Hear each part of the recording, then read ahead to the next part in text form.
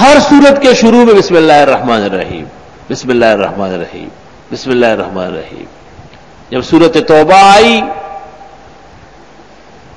تو زید بن ثابت نے ساتھیوں سے پوچھا کہ بسم اللہ لکھیں گے، اور انہوں نے کہا نہیں۔ ابوبکر صدیق سے پوچھا، انہوں نے کہا نہیں۔ حضرت عمر سے پوچھا، فرمایا ہاں۔ حضرت عثمان سے پوچھا، فرمایا ہاں۔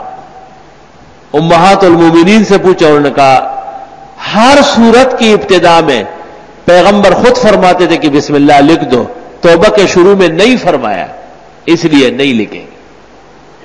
قرآن کی 113 سورتوں کے اوائل میں تو بسم اللہ ہے، لیکن ایک سورت توبہ، سورت برات سے پہلے بسم اللہ نہیں ہے۔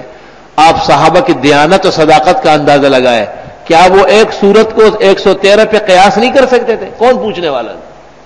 لیکن قرآن میں ایک بسم اللہ کا اضافہ بھی صحابہ نے نہیں کیا۔